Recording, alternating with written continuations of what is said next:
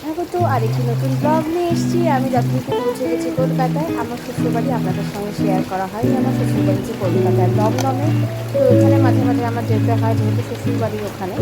তো এখানে প্রচুর বৃষ্টি হচ্ছিলো তখন। তো বৃষ্টি কমার পর ভাবলাম অনেকদিন রয়েছি, গরমের ছুটিতে কোথায় যাই, তো শ্বশুরবাড়িতেই চলে এলাম। তো আজকে আমরা মিত্র ক্যাফে ট্রাই করবো। এই মিত্র ক্যাফে রেস্টুরেন্ট একটা 100 বছর ধরে কলকাতায় বর্তমান, মানে একই রকমভাবে বর্তমান হয়েছে।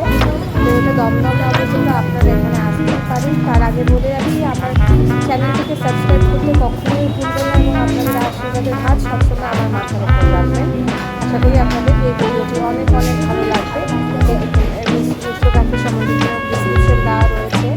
আরেকটা জিনিস আপনাদের সঙ্গে আমি শেয়ার করার চেষ্টা করবো। দেখুন এখানে যেটা রয়েছে, যে অটো টাইপের, অটো যে হয় অটো রিক্সাগুলো টাইপের একটা মোটিভ করার চেষ্টা করা হয়েছে। আর এখানে বিভিন্ন নকশা করে মেয়েদের ছবি অঙ্কন করা হয়েছে।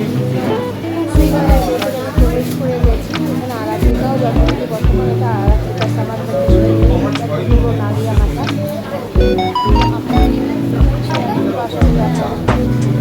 ভালো লাগবে। তো এখানে আমি ছবি টবি তুললাম। আর এটা আমার ব্রিটিশ পয়েন্ট, যেখান থেকে কলকাতা ঘরটাকে দেখতে পাওয়া যায়। করেছিলাম এখানে কিছু ছবি কারুকার্য করে ছবি টবি তোলার পর দেখুন আপনার দাদাও। তো আমার চ্যানেলটাকে অবশ্যই সাবস্ক্রাইব করবেন। আরও আরও নতুন পেতে অবশ্যই আমার চ্যানেলকে সাবস্ক্রাইব করবেন। এর আগে আমি ট্রাই করছি, একটা ট্রাই করেছিলাম চিকেন ফ্রাইড রাইস এবং mixed fried rice, chicken handi, mutton korma. তো এটা যেটা খোলা যে চিকেন হান্ডি, এটা অসাধারণ টেস্ট ছিল। এটা 8 পিসের মতো ছিল।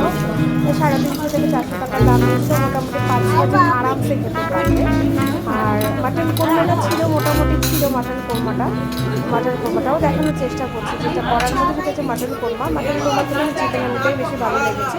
আর মোটামুটি মুক্তিটা খাবার অথেন্টিক ছিল। এবং এই আমার চ্যানেলটিকে সাবস্ক্রাইব করতে কখনোই ভুলবেন না। চলেই না আসুন একবার মিত্র ক্যাফেতে। আশা করি আপনাদের মিত্র ক্যাফের খাওয়া দাওয়া খুব ভালো লাগবে।